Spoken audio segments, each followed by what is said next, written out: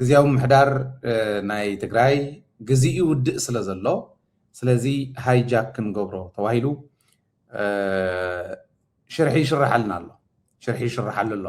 ብርግፅ ኣብ ትግራይ ስንፍና ናይ መሪሕነትና እውን ከምኡ ገይርዎም እዩ ዝብል እምነት ኣለኒ ሓደ ብሓደ መረዳእታ ከቅርቦ ከለኹ ብደንቢ እንታይ ይብል ከም ዘለኹ ክትርድእዎ ኢኹም በዓል ጌታቸው ረዳ ዝርከብዎ ጻድቃን ዝመርሖ ናይ ለውጢ ዝበሃል ኣብ ኣዲስ ኣበባ ይሽርሕ ከም ዘሎ ቤት ምክሪ እስካዕ ምቋም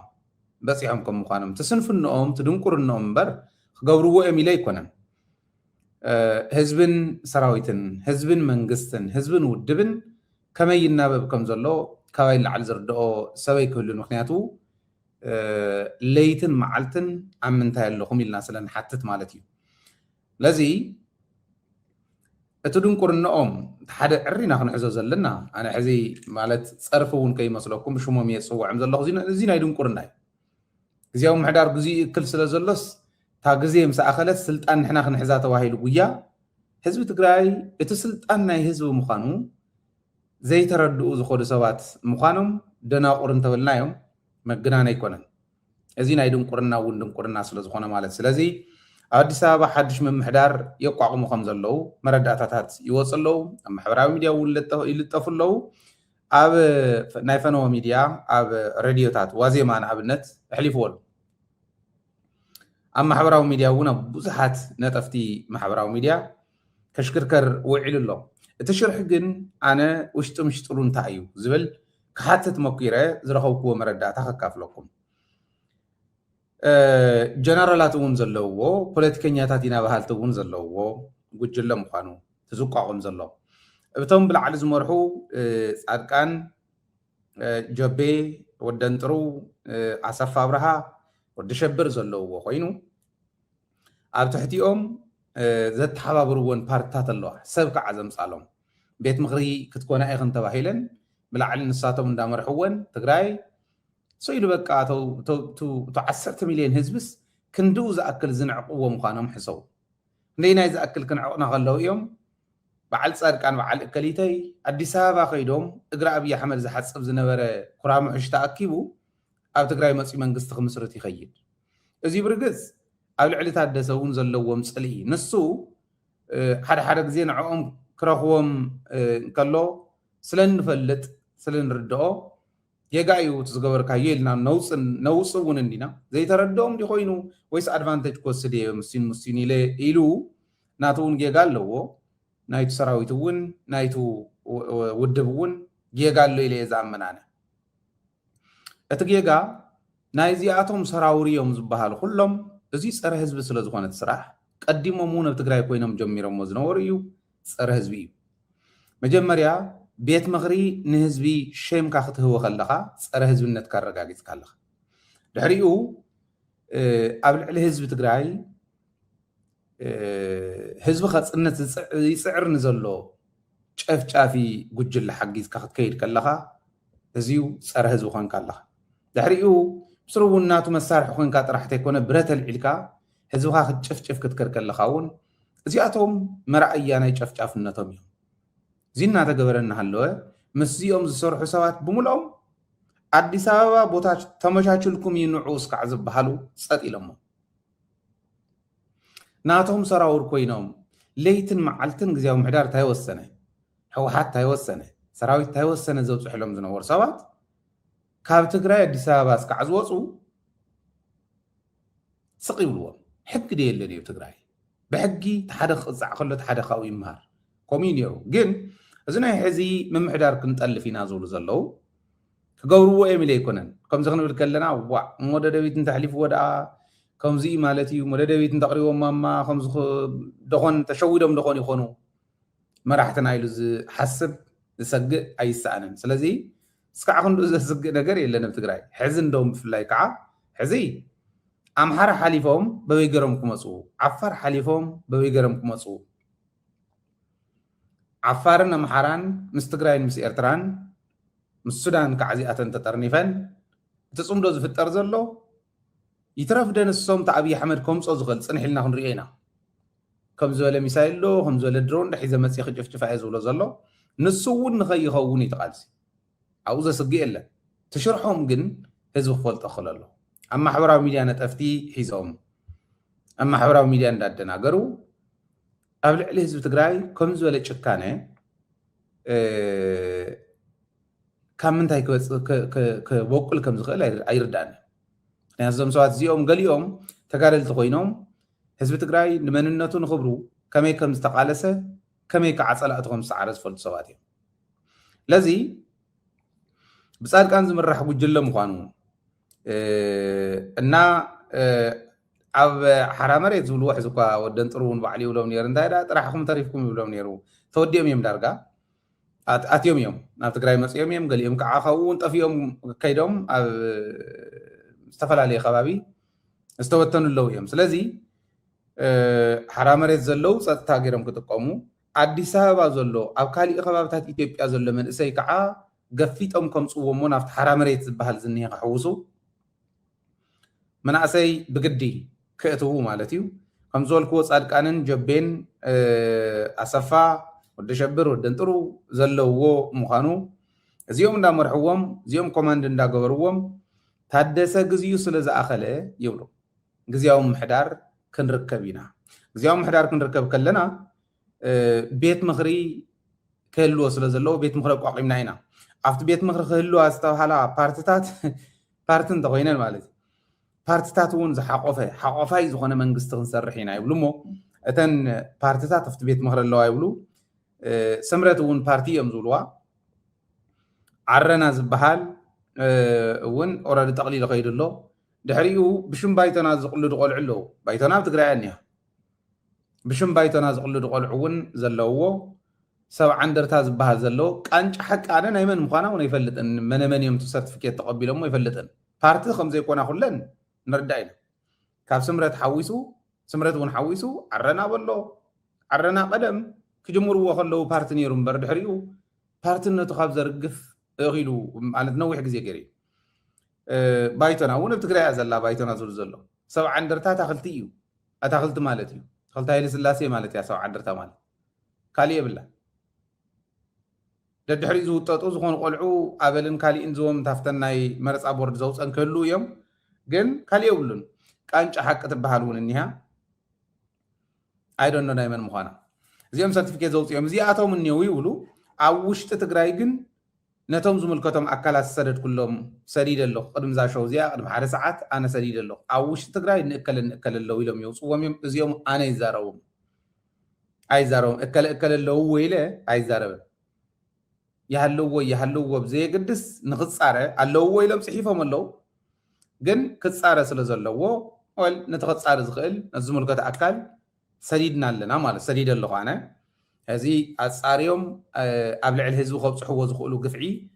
ክፍሽሉ ከለዉ ክርዮም እየ ዝደሊ ነዚ እቶም ትግራይ ዘለዉ ሰዲድ ኣለኹ ማለት እዩ እዚ እቲ ሓደ እዩ ነገር ግን ሕዚ ኣብ ልዕሊ ጀነራል ታደሰ ወረደ ዘመተ ክግበር ናይ ሶሻል ሚድያ ዘመተ ክግበር እውን ተዳልዮም ኣለዉ ሕዚ እዚዩ ንክልተ ነገር ክኾን ይኽእል እዩ ኣነ ታደሰ ምስቲ ቆልዓ ምስ ቅንጅት ቆልዓ ክሰርሐ ኢሉ ክውስን ከሎ እንድዩ ፀዲፉ ብርግፀኝነት ኮነ ተባሂሉ ታደሰ እውን ጉበርዋ በቃ ከም ኢልዎም እንተኮይኑ ክዘምትዋ እዮም እዚ እምበኣር ኣውሪዶምኒ ዝብል ኮምፕሌን ክግበር እዩ ወይ ከዓ ታደሰ ንክቅፅል እውን ሓሲቡ ክኾን ይኽእል እንተሃሊዋ ታደሰ እንተዘይሃሊዋ ግን ናይ ማሕበራዊ ሚድያ ዘመታ ክግበረሉ እዩ እቲ ናይ ማሕበራዊ ሚድያ ዘመታ ክግበረሉ እዩ ጥራሕ እንተይኮነ ጀሚሮሞ እውን እዮም ሎማዓንቲ ኣብ ጉዕዞ ናብ ከባቢ ዓዲግራት ክጉብኒ ዝኸደሉን እዮም ናብ ዓዲግራት ዩኒቨርሲቲ እውን ዓዲግራት ከተማ እውን ናይ ስራሕ ዑደት እንዳገበረ እዩ ዘሎ እታ ዘመተ እዚኣ ትሪእዋ ዘለኹም ጀሚራ ኣላ ኦረደው ባዕሉ እውን ስለ ዝብል ዘመተ ክገብርሉ እዮም ክርከብዎ ስለ ዝደልዩ 10 መዓልቲ ተሪፈን ኣለዋ 10 ገለ መዓልቲ ተሪፈን ኣለዋ ይብሉ ስለ ዘለው እዚ ስለ ዝደልዩ እዮም ዝብሉ ከም ዝብሉ ዘለው ዝብል ኢቱ መረዳእታ ዘለና ግን ንሳቶም ከምኡ ስለ ዝደለዩ ከምኡ ኢሎም ኣለው ዝብል ስጋኣት ኮይኑ ነ ኣይኮነን ዘቕርባና ንሳቶም ስለ ዝበሉ ዝመጽእ ነገር ከም ዘየለ ይርዳእኒ ምክንያቱ ትግራይ ሕዚ ካብ ትማሊ ዝደልደለት እያ ትግራይ ሕዚ ከም ትማሊ ዘይተዳለወት ኣይኮነትን ተናይ ትማሊ ምድላው ከም ዘይነበረ ዝፈለጠትን ዕርያ ዝጠንከረትን እያ ካብ ትማሊ ከም ትማሊ ኣይኮንና ንክብሉ ከለዉ ንሶም ንሕና እውን ከም ትማሊ ኣይኮንና እንዳበልና መፂና ኢና ብትክክል ከዓ ከም ትማሊ ኣይኮንናን ከም ትማሊ ዘይምዃንና ሸለል ዘይምባልና ናተይ እውን ክትሪእዎ ኣለኹ ሓደ ክልተ ፕሮግራም ተሰሪሕና ደደቢት እኽልኮ እዩ ፓርትነር እውን ኣለውና ቴሌቭዥን ጣብያ ሙሉ እዩ እዛ መደብ እዚኣ ከይትተርፍ እዛ መደብ ከይትተርፍ ጥራሕቲ ኣይኮነ ሕብረተሰብና መረዳእታ ብእዋኑ ክወፅሖ ስለ ዘለዎ ግን ያው ስራሕ ይውዒለ ኣብ ስራሕ ውዒለ ኣብ ወፅየ ካብ ዓደይ ካብ ከባቢ ወፅየ ብስራሕ ውዒለ እየ እዚ ዝሰርሕ ዘለኹ ኣብ ስቱድዮ እውን ኣይኮንኩን እቲ ውሽጢ እውን ከምኡ እኒሄ ብርግፅ ፈተናታት የለውን ማለት ኣይኮነን ግን ክናበብ ነይርዎ እንተነኣሰ ቅንጅት ስሒቡ መረዳእታ ንቅንጅት ካብ ክህብ ቴሌቭዥን ጣብያታት ኣብ ዓዲ ስለ ዝኒዋ ከምኡ ክገብር ኣለዎ ሕዚ እውን ይቅርታ ሓተተን ይቅርታ ሓትትዎ ኢለ ኣለኹ ኣነ ህዝቢ ናብ ዘለዎ እዩ ዝኸድ ዘሎ መድረኻት ክኸይድ ከሎ ሕተትዎ እንታይ ዘኽይድ ኣለካ ናብ ቅንጅት ሚድያታት እኒዋ እንዶ ተን ሚድያታት ባይዘወይ ብናይ ህዝቢ ግብሪ ዝመሓደራ ሚድያታት እንተይተረፈ ትግራይ ቴሌቭዥንን ድምፂ ወያነ ናይ ትእምት እያ ብርግፅ እሱ ናይ ህዝቢ ትካል ስለ ዝኾነ እዚአን ገዲፉ ንሓደ ዘይረብሕ ዓኳይ እናተዓሰበ ዝነበረ ንዓበልኩም ዝብል እናበለ ህዝቢ ከፍርስ ንምንታይ ደልዩ ዝብል ምሕታት ሕዚ እውን ንቐፅል ማለት እየ ንሕና ክንቅፅል ኢና ይቅርታ ስካዕ ዝሓትት ክንቅፅል ኢና ተንኮል ስለ ዝኾነ ነገር ግን ንሳቶም ከዓ ተንኮል ይሰርሕሉ ኣለዉ ሕዝታ ይብሉ ኣለዉ እዛ ዜና እዚኣ ትርእይዋ ዘለኹም ከም ብባኤ አንዳፍታ ዝበሃል ሚድያ እዩ ለጢፍዋ ካልኦት እውን ይቀባበልዋ ኣለዉ ታደሰ ናብ ኤርትራ ድንበር ከይዱሎ ይብል ኣሎ ጀነራሉ ብኤርትራ ድንበር እዩ ዝብል ትርእሱ እውን በዓሉ ናብ ኤርትራ ድንበር ከይዱ ናይ ኤርትራ ሰራዊት ብሰፊሑ ናብ ዝንቀሳቐስሉ ካብ ድንበር ካብታ ቦርደር 34 ኪሎ ሜትር ርሒቑ ዑደት ይገብር ኣሎ ንምንታይ ኢሎም እዮም ዝሓቱ ንምንታይ እዮም ማለት መኸየዲኡ ዋላ እንተ ዘይተፈለጠ ይብሉ የደበት ጉዳይ ባይታወቅም ዑደት ይኸይድ ናይ ስራሕ ዑደት ይኸይድ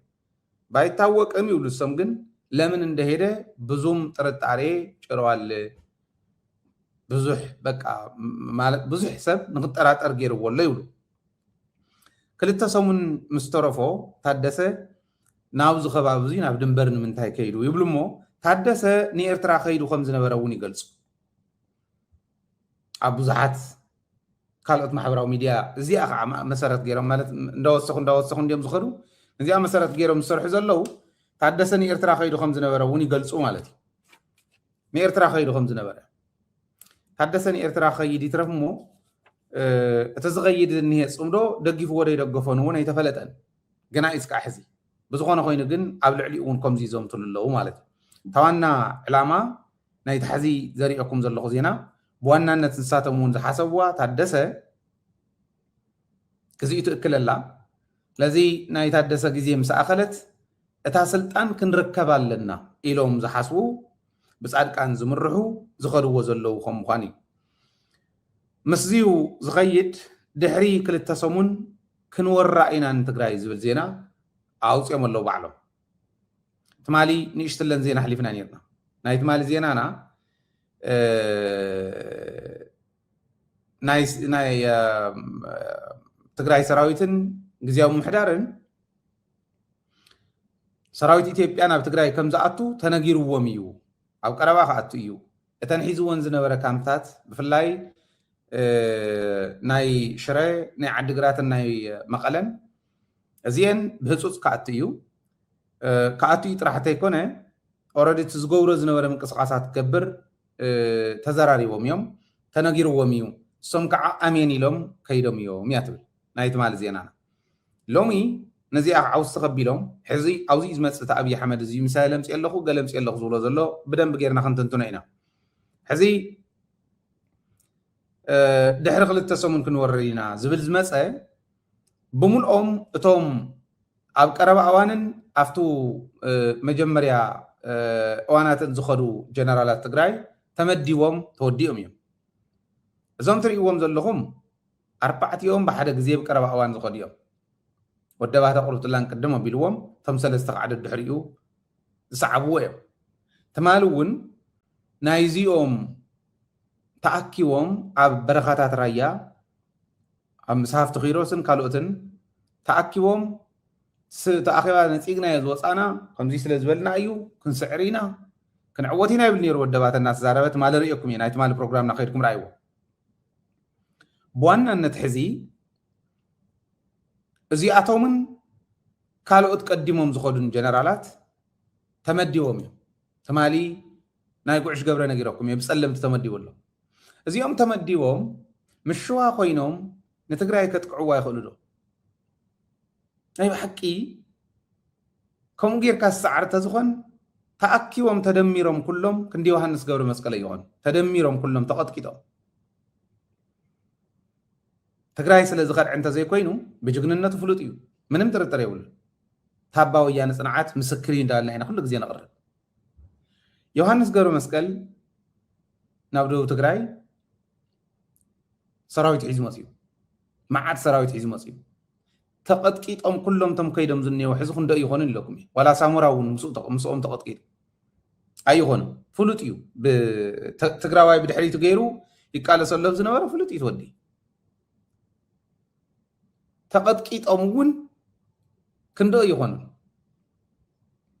ምክንያቱ ከም ትፈልጥዎ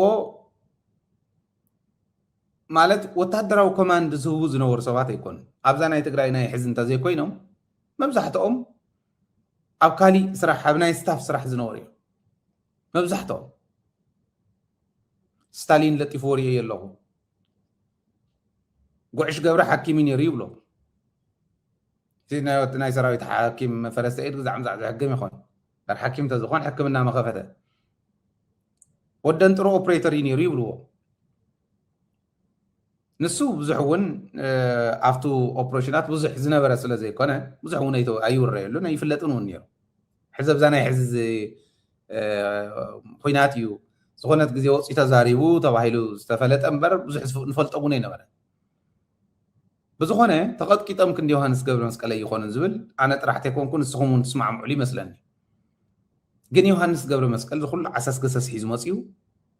ዝገበሮ የለን እዚዩ ኣብ ልዕሊ ናይ ኢትዮጵያ ሰራዊት ዮሃንስ ገብረ መስቀል ተሓዊስዎ ጥራሕ ተይኮነስ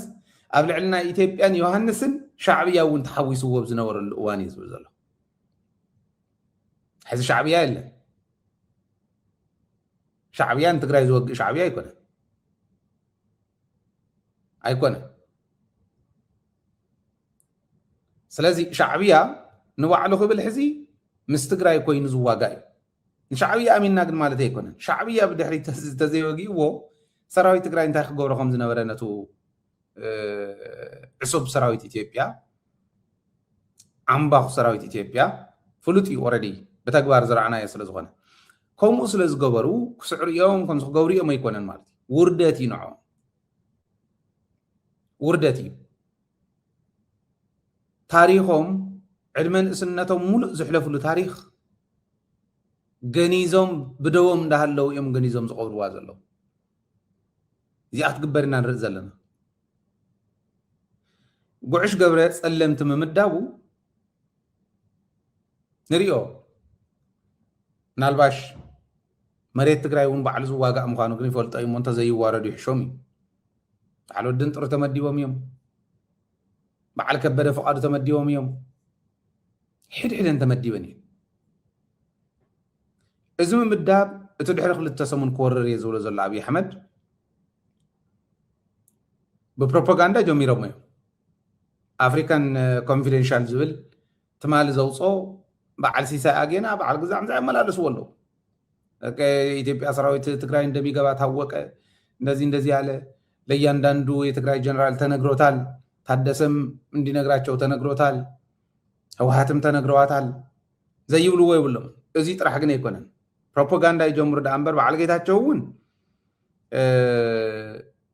ካብ ትግራይ ሰብ ፀዊዖም ከም ዘለው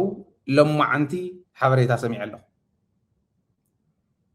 ካብ ትግራይ ንሓሙሽተን ሽዱሽተ መዓልቲ ዝኸዱ ግለሰባት ኣለዉ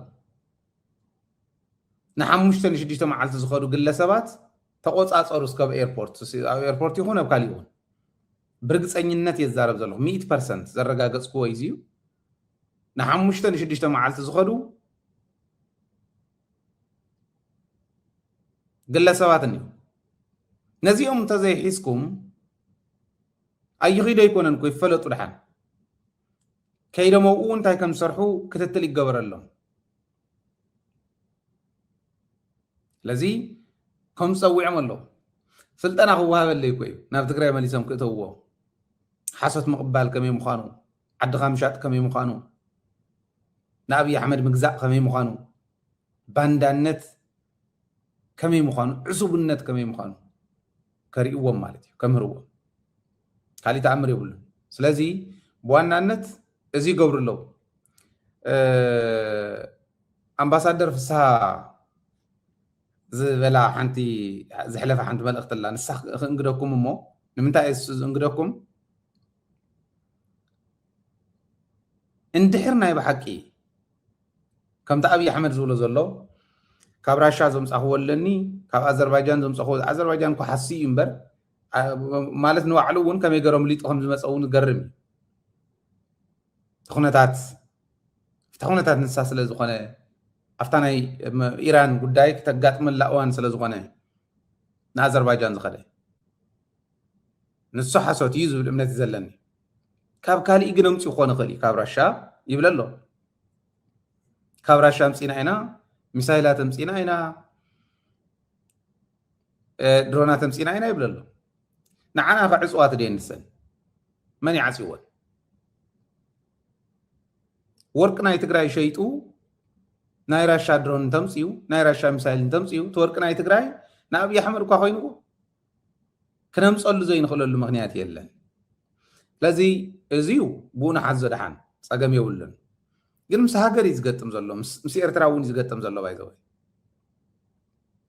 ናብ ትግራይ ከኣቱ እየ ተነጊርዎም እዩ መንግስትን ሰራዊትን ትግራይ ተነጊርዎም እዩ ዝብል ዘሎ እሱ ሓሶት እንድዩ ሙሉእ ብሙሉእ ሓሶት እዩ ይትረፍ ዶ ናብ ትግራይ ናብ ካምፕታት ከኣትዉ ንሕና እኮ መሬትና ካሊእ መሬትና ውፅኡልና ኢና ንብል ዘለና ከምኡ ኮይ ዝብል ዘሎ መሪሕነት ከምኡ ዝብል ዘሎ ሰራዊት ዘይኸውን ነገር ምዃኑ ተረድእዎ ግን ተኸምኡ ኣባህልኦም እሞ ሓቂ መሲልዎም እቶም ባንዳታት ከዓ ምስኡ ክሰርሑ ዝምክርዎ ዘለው እሱ ይገርመኒ በዓል ጌታቸውስ ንባዕሎም በንዲዶም ካልኦት ባንዳታት ከፍርዩ ሪኢኹም ባንዳ ንምፍራይ ክጥዕሞም ካሽ ዶ ኣድሪቖሞ ኣብ ትግራይ ካሽ የለን ገንዘብ የለን ብቐሊሉ ገንዘብ ክትረክብ ስለ ዘይትኽእል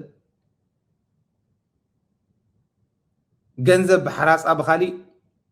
ዝህቡ ገንዘብ እንዳበተኑ ሓበሬታ ዝገዝኡ ሰባት ይብትኑልካ ከምዚ ክብትኑ ከለዉ ብቐሊሉ ትግዛእ ገንዘብ ስለ ዘይብልካ እታ ገንዘብ ከዓ ስለ ተድልየካ ንዑ ኢሎም እዮም ናይ ድሕነት እዩ ናይ ኢንተለጀንስ መሓውር ምስፋሕ ማለት እዩ ገንዘብ ተድርቆ እቲ ገንዘብ ኣብ ትግራይ ዘለዋ ካሽ ተኣኪበንስ ሚሳይል ከይገዝኣ ተባሂሉ ኣይኮነን ከምኡ ከይመስለኩም ሚሳይል ክገዝእ ዝኽእል ተን ካሽ ኣብ ትግራይ ዝዘውራ ኣይኮነን ናይ ትግራይ ተፈጥሮ ዝዓደላ ሃፍቲ ኣውፂኻ ምግዛእ ይከኣል እዩ እንድሕር ግዛእ ተደልዩ ወርቂ ኣሎ ሳፋየር ኣሎ ካልኦት ማዓደናት እኒአው ኮፐር ኣሎ ካሊእ ኣሎ ኣውፂኻ ሸይጥካ ዓድኻ ምክልኻል ይከኣል እዩ ወርቂ ሸይጥካ ብረት ይገዛእ ይብልላ ኢለ ኢሎም ዜና ክሰርሑሎም እዮም እንድሕር ንምክልኻል ዓድኻ ንምክልኻል ዘድሊ እንተኮይኑ ሚሳይል ኣይኮነን ካሊእ እውን ግዛእ ግን እቲ ወርቂ ሚሳይል ዝገዝእ ተኸም ዝበለ እምበር ተን ካሽ ኣብ ትግራይ ዝዘውራ ኣይኮነን ኣብ ትግራይ ዝዘውራ ካሽ ዝተተሓዛሉ ዋና ምክንያት ኣብ ትግራይ ካሽ እንተደሪቑ ህዝቢ ይስደድ መንእሰይ ይወፅእ ይስደድ ይጨንቆ ይስደድ መንእሰይ እንተተሰዲዱ መንእሰይ ዘይብላ ዝከላኸል ዘይብላ ዓዲ ትኸውን ክስደድ ከሎ ናብ ኢትዮጵያ እንተኸይዱ መሊሶም ከምፅዎ መሊስና ክንእትዎ ኢና ክነስልጥኖ እያ ስልጢና ክንእትዎ ኢና ከም ዝብልዎ ዘለው መሊሶም ክእትውዎ ይጠቕሞም ካብኡን ላዕሊ ግን ትወፅእ ዘይኽእል ብኒሕ ኣብ ዓዱ ዝፀንሐ ዝቃለስ ዘሎ ንዕኡ እውን ብገንዘብ እንዳታለሉ ሓበሬታ ምእከብ ይገብርዎ እቲ ገንዘብ ክደርቕ ከሎ ብዝኾነ ይኹን መንገዲ ገንዘብ ክረክብ ኢልካ ትጎይ ከምኡ ዝበለ ይፍጠር ድሕሪኡ መሳኹቲ ይፍጠሩ ኢትዮጵያ መረዳእታት ረኽበሉ ትብትነካ ማለት እዩ ኣብ ከም ዝበለ እዋን መሪሕነት እንተደኺሙ ኢትዮጵያ ትብትነካ ስለዚ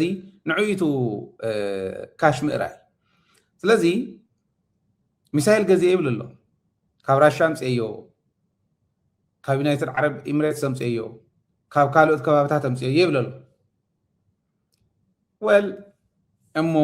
በቲ ሓደ ገፅ ተን ሚሳይላትን ድሮናትን ንበይንኻ ድን ተሰሪሐን ንበሎ ግን ከምኡ ኢልና ምምላስ ጥራሕ እንተይኮነ ንበይኑ ከም ዘይተሰርሓ ብተግባር ነረጋግፀሉ መንገዲ እውን ነመቻቹ እዚዩ ኣሎ የለን ናብ ምባል ኣይኣቱን ብዘይግድስ ግን ብተግባር መረጋጋፅ ከድሊ እዩ ማለት እዩ ለዚ ኣብ ምንታይ ደረጃ ከም ዘለና ብደንቢ ምርኣይ መራሕትና ክትርእይዎ ኣለኩም ክትግምግምዎ ኣለኩም ኩሉ ግዜ ፀላእትና ካብ ምድረገፅ ከጥፉና ዝፅዕሩ ስለ ዝኾኑ ካብ ምድረገፅ ክንጠፍእ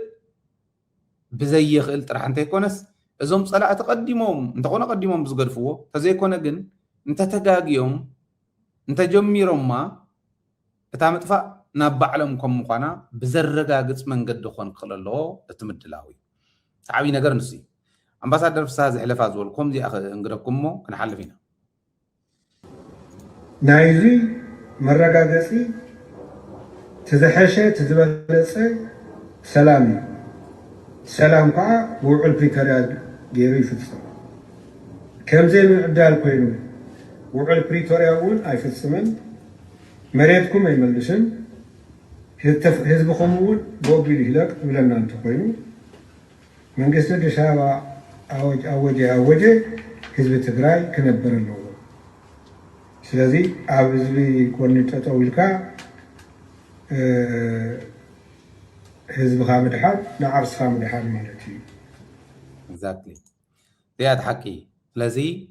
እንድሕር ምብልና ኢሎም ሰላም እንድሕር ያና መጀመርያ ከምቲ ዝበሎ ሕርያና ሰላም እዩ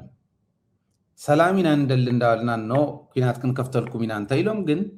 ንኽድሕን ክትገብሮ ዝግባእካ ክትገብር ናይ ግድን እዩ እዩ ንሕና ኣይ ኢትዮጵያ እኮ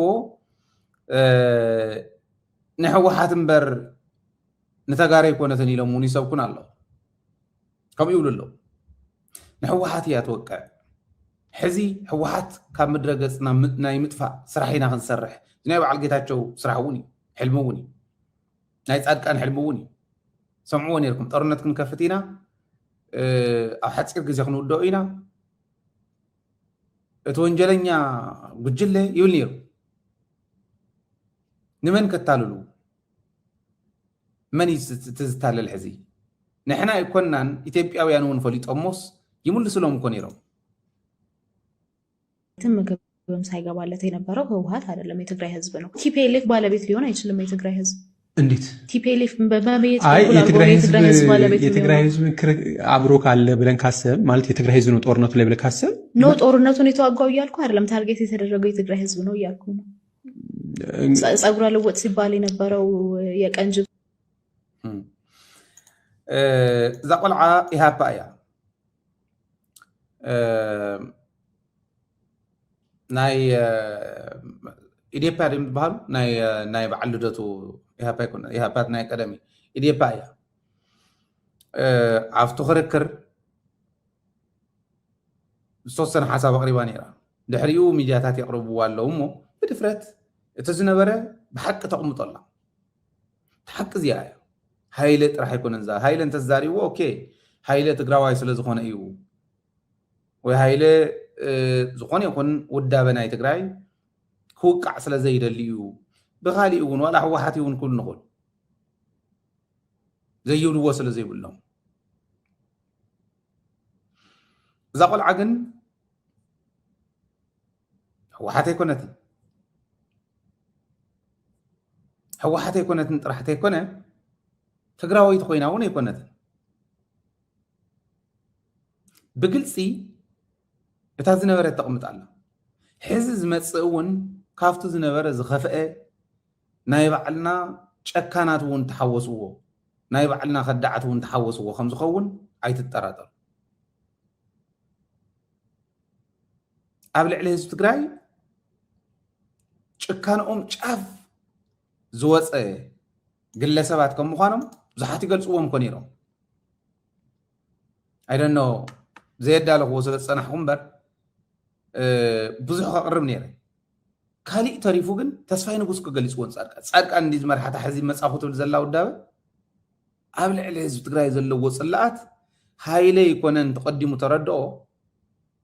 تسفين قصون فليتوس صادق انا بالعليه تجراي زلوا وصلئي يليز قلص او يبا كانت هاي ودي يجي يبلك هاي كوسو نقدر ودي يبلك حس بوتاتنا ما احنا نحلنا يبال انا ابوي وانا ابوي نصور هاي يبال نفسي محرف شو يا ابوي السم لله خلق العلوم لا انا ابوي يكون اني خلي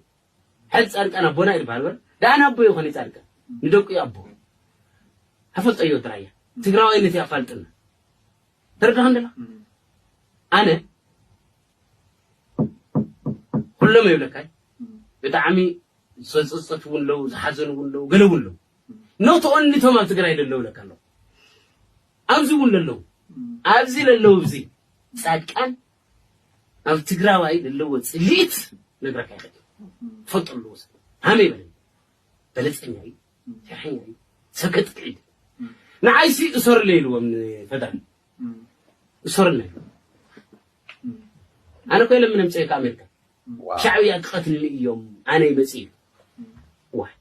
شعبي خم تفرق في دولي خايل هاي نهزي تقراي تتقمل لامبر ايدولي خايلي تنغرك صبو غيرو هذي صبو غير قاليسو تسفاي شعبياون كما خنخلو نسمعني رنا بشعبيان بتوم كابكورن لعلن زبحلو نتقراي كخد زي مخالي طعمي حزنن قليب نيرو نهز تقراي كتالله سلازدلين بريلو تسفاي حقوي ابزي حقي تزاريو تسفاي بقى ترديو حزي زوزلو كمزيوم زول چكانات كم بعل صادق ان زول ناي چكانه چاف مو قبل عليه تقراي انت يبدلوهم تهزبهم بزي فلت قبل عليه حزب تقراي زلوهم صليت چاف زوصم قبل عليه حزب زلوهم قيمي اباريروم دي تهزبي اباريروم نمن يمكم مرحو زخور زلو نمنكم مرحو يمكن مرحينا زول زلو ون چنقن يحرع دغ زي خاصب كله صادق انكو حوحات يكون تنبارات حزب يباروا باي زوي تفيقوا بقى فوق اللي تفيقوا نجيتاچو حزب تفيقوا አበደራሽ ሙሉ እኮ እንዳንጨብጨበ ህወሓት ወርድልና ሰብዚ እንዳበለ ዝነበረኮ ኩሉ ግዜ ዘስታውሰኩም ሓንቲ ቪዲዮ ህወሓት ውክልኑ ቀጥፍ የለለና ጌታቸው ረዳ ብሁጽጽ ታውክልና አውርድና ይግነለ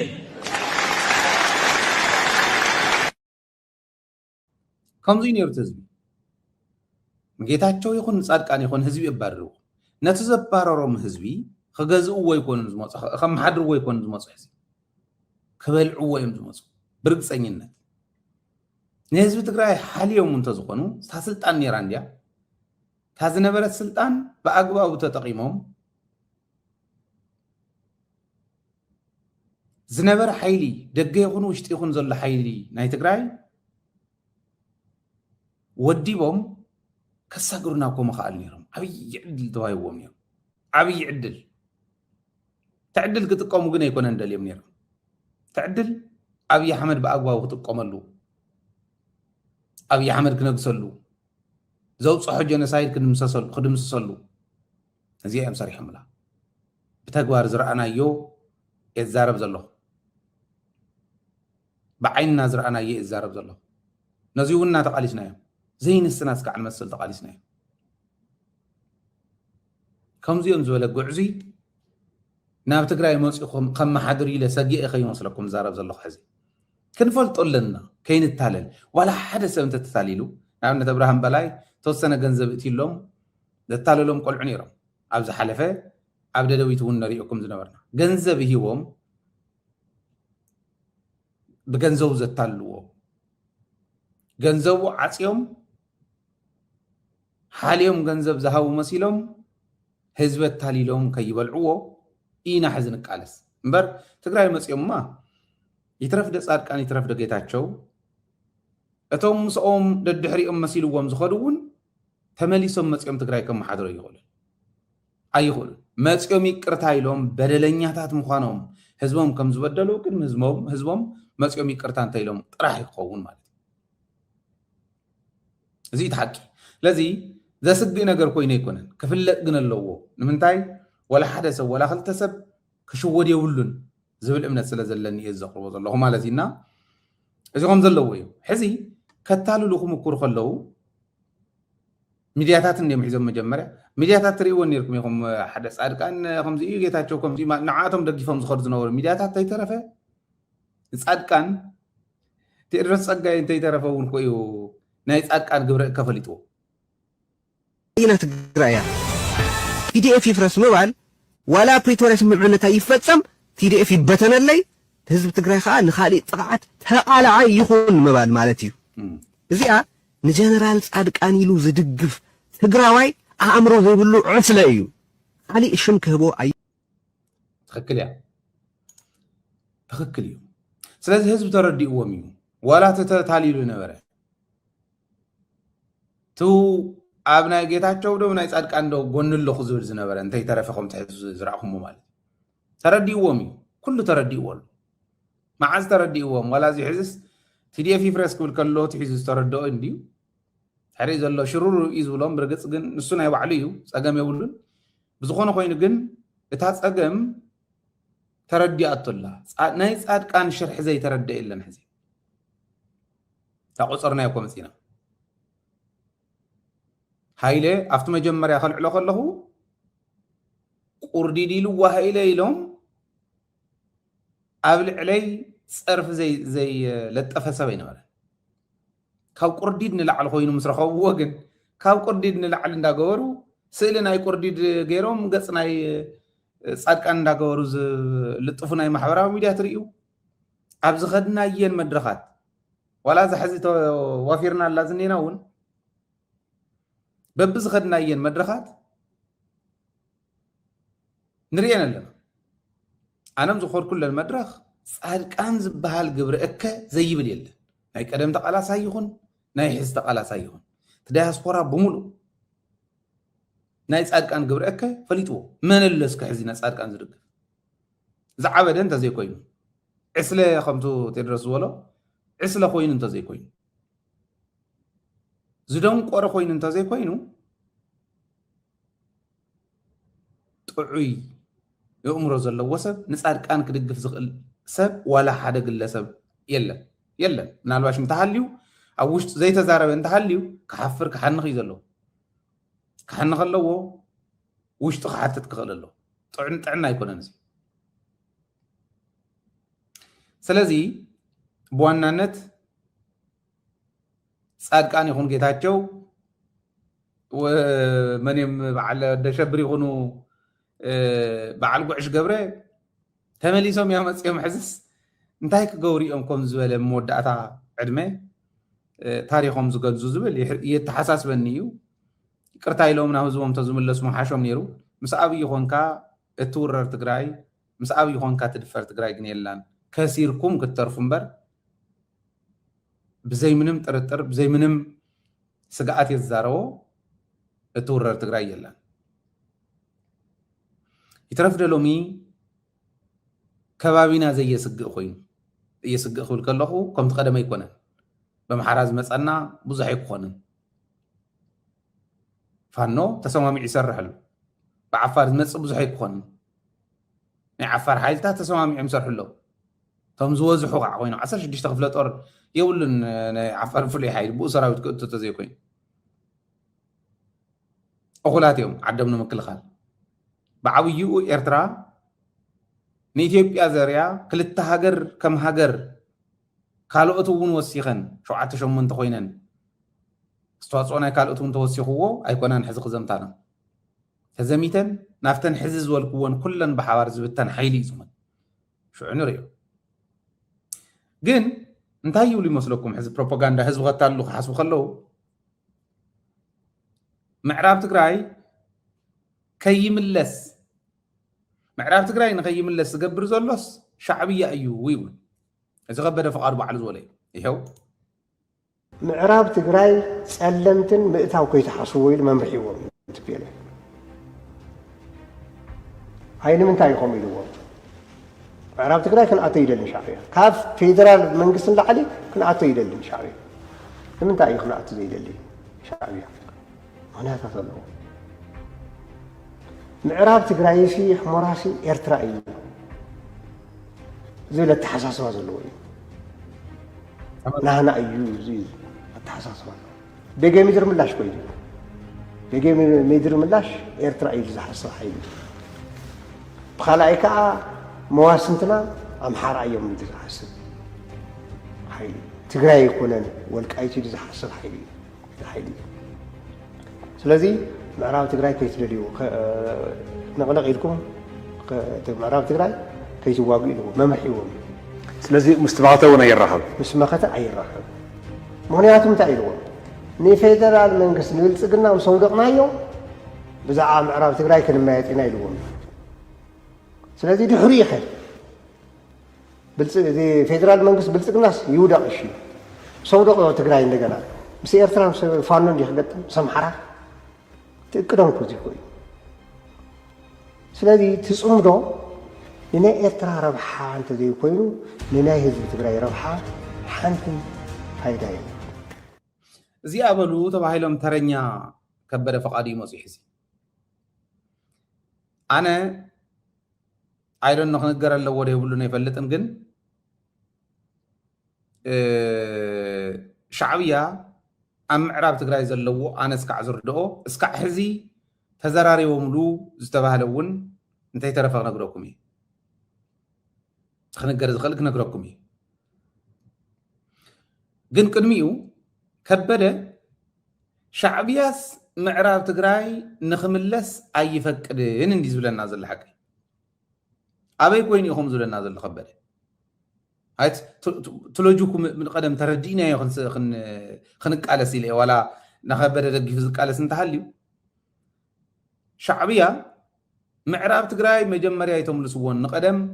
በልጽግና ነው ድቕ ይዩዙ ኢልዎ ምን ዲል ሓቂ ካብ ምን ይዝመለስ ምን ይት ምዕራብ ትግራይ ወሲዱልና ዘሎ ኣብቲ ምዕራብ ትግራይ ዝወሰደ ሰብኣይ ዘመሓደሮ ቦታ ኮይኑስ ስለ ምዕራብ ትግራይ መምላስ ስለ ዘተሓሳሰቦ ከበደ ካብ መን ከኢኹም ልሶ ስለ ዘተሓሳሰቦስ ሻዕብያ ክምለሰ ይደልን ይብል ካብ መን ኢና ንምልሶ እንደነገረን መጀመርያ ካብቲ ከበደ ከፊሉልን ዓዲ ዘመሓደር ዘሎ ሰው ኣይኮይ አንቱም ሰብ ሓደ ግዜ ሎጂክ ዝበሃል كم زلوا وصوا إلهم دمسيسهم مني إريز غير لهم كم مني نحن ملس معراب تقرأي له حسبي حتى تهز تقرأي يبلندي أبي تبي أخوي نص معراب تقرأي كي يملس حيز النازلس شعبية أيبي كي تملسوا يتقولون يلوم يبل كم مني يمكن لسوا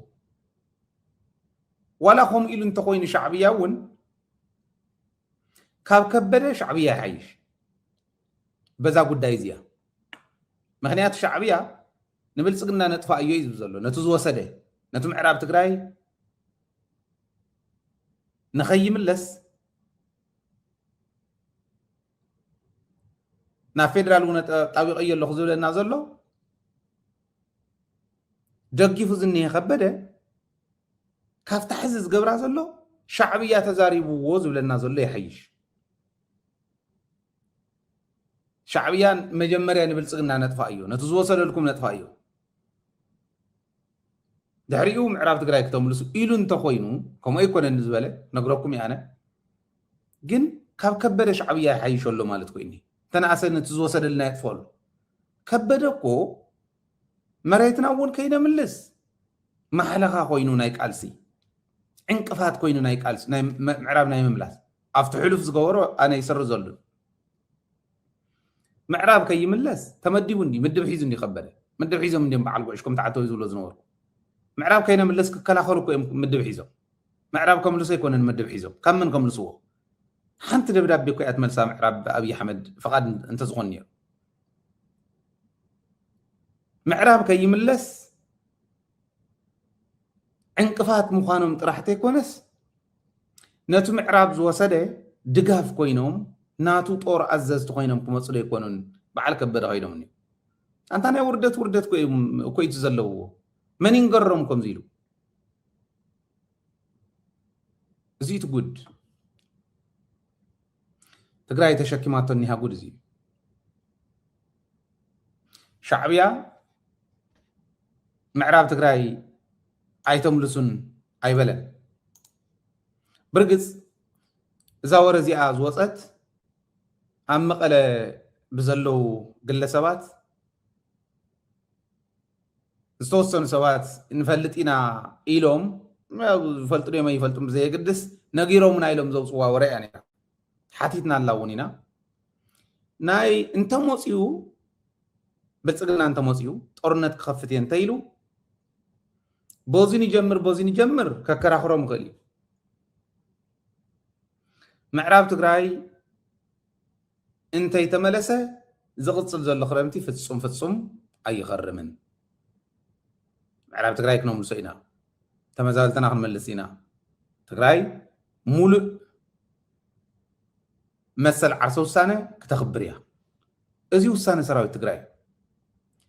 ሰራዊት ትግራይ ምስ ጎረባብትና ምስቶም ኣካላት ፅምዶ ተዘራሪቡ ኣምሓራ እውን ዝኣመነሉ ኣፋር እውን ዝኣመነሉ ኤርትራ እውን ዝኣመነሉ ትግራይ እውን ዝኣመነትሉ ናይ ሓባር መንገዲ ክኽተሉ እዮም ሓቢሮም እዮም ክቃለሱ እንተመፅዎም ሶም ጥራሕ ኣይኮነ እንተሎ ናይ ኦሮሞ ሓይሊ ሓቢሮም ክቃለስ እዩ ከመይ ይኺድ መጀመርያ ዝብልቶም ካልኦት ክብሉ እዮም ንሕና ከዓ እንታይ ከም ንብል ፍሉጥ እዩ እዚኡ ምክንያት ተገይሩ ተወሲኑ እኮ እዩ ወረዲ ምዕራብ ትግራይ ሃበና ተባሂሉ ብለይሉ እንድዩ እታ ዝነበረት ውዕል ፕሪቶርያ ኣፍሪስዋ እንድዩ ብሙሉእነት ኣፍሪስዋ ኢደ ኢሎም ኣለዋ ሓቀይ ሕዚ ኣኸለ ድሕሪ ሕዚ ናይ ኣብይ ኣሕመድ ናይ ውሳነ ጉዳይ ምዕራብ ትግራይ ከምልስ ከሎ ሰራዊት ትግራይ ክዋጋእ እንተኢሉ ያው ሓይልታት ፅምዶ ኩሎም እዮም ክመፅዎ እሳ ክንሪኣ ኢና ምዕራበይ ተኣቱን ኢሉ ዝኸልከሎም ግን የለን ትእዛዝ ዝዋሃብ ሰራዊት እውን ኣይኮነ ሰራዊት ትግራይ ተኣዘዝቲ ቶም ሕዚ ንፀለምቲ ቡሬ ንግዛዕ እንዳበለ መዲብዎም እኒሄ ባዕሉ ከበደ እውን ሓዊሱ እዩ ተኣዘዝቲ ንሶም እዩ ዝእዘዝ ሰራዊት ኣይኮነ ሰራዊት ትግራይ ማዕረ ፅምዶ ፈጢሩ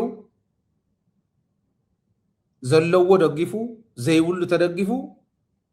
ተደጋጊፍና ንኸይድ ስለ ዝኾነት ፅምዶ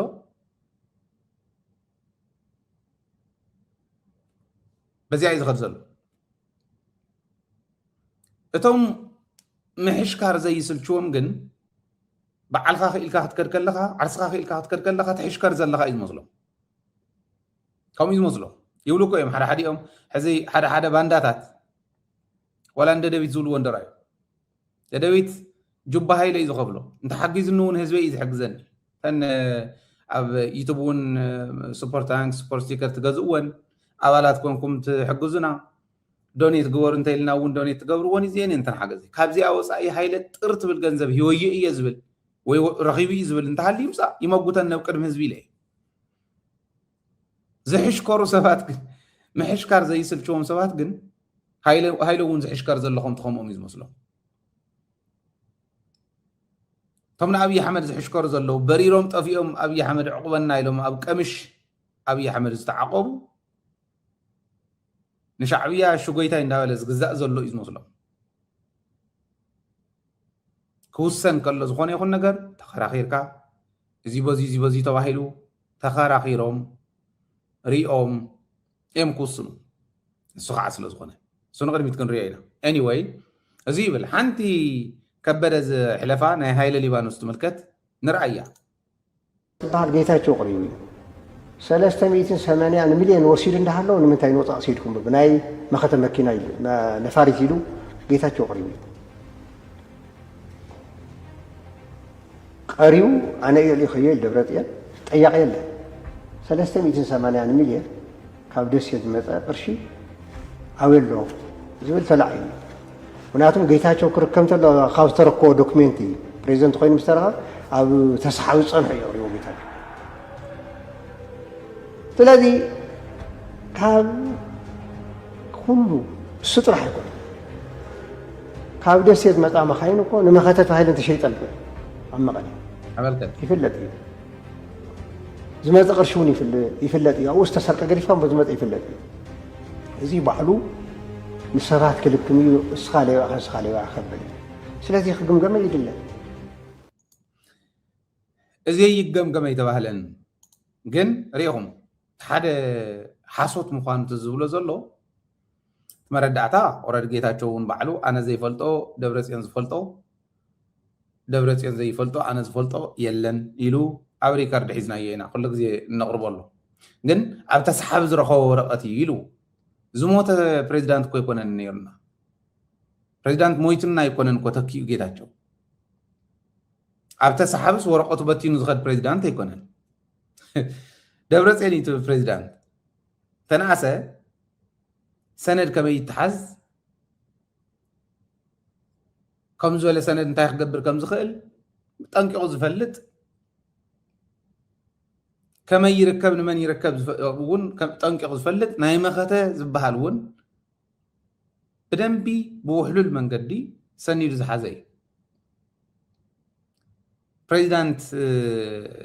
ጠፊኡና ወይ ሞይቱናስ ዝተካኣልና ኣይኮነን ጌታቸው ኣብ ተሰሓብ ዝረኸቦ ወረቐት ጌታቸውስ ከምኡ ይብል ይብል ሓደ ግዜ ይሕዝን መወዳእቶኦም ከምዚ ምዃኑ ተቃሊሶም እዮም ኣብ ዕድመ ንእስነቶም ድሓር ግን ናብ ስስዕ ምስኣተው ብስስዕ ስልጣን ብስስዕ ገንዘብ ከምዚ ኢልካ ኣብ እንዳማትካ ገዛ ከይድካስ እንዳማቱ ገዛ ከይዱ ጭሩኡ ወስወስ ከም ዘብል ከልቢ ክትልምን ትካቦ ይሕፍር እዩ ይሕንኺ ዘምፅዎ ከዓ ዘይብሎም ምዃኑ እዩ ትዝሕዝን እዚ ምሕዘን እዩ ብጣዕሚ ካብ ደሴ መፅአንስ ተሸይጠን ኢሉ ንመን እዩ ይትነስ ዝኾነ ዘሎ ንመን ይመርትዖ ክኾን ደልዩ ካብ ትግራይ ተወሲደን ተሸጣ ኣይኮነን ነግረና ዘሎ ካብ ደሴ መፅአንስ ተሸይጠን እየን ሕና እኮ ካብ ደሴ ዝመፃስ ብኣግባቡ ዝሓዝና ተንተማረኸ ብኣግባቡ ዝሓዝና ብኣግባቡን ዝመለስና ኢና ዘይተመለሰ እንተሃልየን እውን ንኽፅናዕ ደልዋት ዝኾኑ እዮም መሪሕነትናኹም እዩ ካብ ደሴ መፅአን ተሸይጠን እየን ዘይትረኽብዎን መኪናታት መኻይን ኣለዋ እየን ዘይትረኽብዎን እተሸጣ ኦረዲ መኻይን ኣለዋ እየን እዩ ዝብሎም ዘሎ መሕዘኒ እዩ ከክንዲ ግዛዕ ዝኾኑ ሸምጊሎም ከክንዶኦም ዝኾኑ ወሊዶም ኣብዚ ደረጃ እዚ ሙዳኦም ናይ ክፋእ እዩ ናይ ሕመቕ እዩ ብጣዕሚ እዩ ዝሓዝን ግን ናይ ሃይለ ሊባኖስ ኢሉ ሃይለ ሊባኖስ ገንዘብ ወሲዱ እንተኮይኑ ኣብዪ ኣሕመድ ዲ ክሓተልና ሕዚ ኣዲስ ኣበባ ኮይኑ ኢንተርቪው ክገብር ከበደ መን እዩ ክሓተልና እንታይ ፀገም ኣለዎ ምፅሓፍ ዝኽእል እዩ ፅሒፉ እንዶ የቕምጦ ይሃበና እንዶ ሓቅነት እንተሃልይዎ ክነፃርዮ ንሕና ብፅሑፍ ሂቡና ነፃርዮ ድሕሪኡ ብውሽጢ ንሓተት ትንደገ ክኸይድ ዝኽእል ፀላእቲ ክጥቀምሉ ዝኽእሉ ዓፂና ብሕጊ ትግራይ ኣብ መሬት ትግራይ ብተጋሩ ዘይንሓቶም መን እዩ ክሓተልና ሕዚ ሃይለ ሊባኖስ ተኣሲሩ ኣሎ ኣዲስ ኣበባ እንታይ ኢና እሞ ክንርባሕና ንሱ ተኣሲሩ ኣሎ ወሲዱ ድዮ ይወሰደ እንዲ ዘይንፈልጦ እዚኣ እኳ ትኾን ዘላ ናይ ውድቀቶም መጨረሻ ምዃኑ እዩ ዘርእየኒ ተሰረቐ ከም ዝነበረ ግን ጠቕልል ኣቢልኩም ክትርእይዎን ከለኹም ንዓይ እንታይ እዩ ዘርእየኒ ጌታቸው ዝብለን ዝነበረ ኢንተርቪው ጻድቃን ዝብለን ዝነበረ ኣብ ኢንተርቪው ነዚአን እዮም ዝደግሙ ዘለዉ ኮርን ካብ ኮርን ላዕልን ዝብላ حوحات مصراف مرقام تسريق زبل نحنا غمزينا خنقمقم دلينا نيرنا نكلا خقمقم يدولين زبل خقمقم زي دلي يكو جيتاچو كوي اخي اتني لاويغم زنبر كو جيتاچو كوي ግን ኦሬዲ ስለዝፈሸሉ ስለዝወደቁ ካብ ህዝቡ እውን ስለተነጸሉ ናይ ውድቀቶም መጨረሻ ይርይዎ ስለዘለው ፍራስትሬሽን ይኹም ዝገብሮም ዘሎ በቃ ካብ ህዝቢ ተነጺሎም እዮም ካብ ህዝቢ ተነጺልካ ግን ናብ ህዝቢ ክትምለስ ብዕብዳን ኣይኮነን ቢቅርታ እዩ ብቕንዕና ብሓቂ ኢኻ ክትምለስ ትኽእል حزب مور كافت حزب ندار حق يوم زغل زلو زيوم كاب صادقان حوي جميرو جيتاچو بلوو بعل كبد بلوو بعل غعش غبره فخيسم اكو بقى حلناهم درايو فخيسم اوريدي حلناوي ودقت قلولا وقاتيم ووميو جن كمحاو انا زمهرم تملسوا تملسوا نهزبهم نهزوا ونتكم تملسوا كاب حزب تنسيلكا نمانم كتسعر يدخل حزب زحازي يسعر كل غزي عندهم انا عدلنيا حوحات كل غزي خمس قلصا مانتنيا اخمز موتت الله محسي ازريان مانتنيا اخمز موتت الله محسي زقاوما كله تلو يزودق تلو يوركو بعلسيه وصيهم بقى تخطيلنا خمس يختريو ونديهم احنا عندنا خمسيو نكل خمسيوم انا انت زي تمريص انا اندحر زي سعره تجبر بيري مالتي له قد موارح مرصا سيخ قلص كله تودادر كله وفت تودادر كله انا انت زي سعره تجبر بيري مالتي بقى خمايس يلني اللي حسب زنبره سب مخاني زريكو استقاو ما كله ودخ كب على ارغاو جمو ارغاو مالت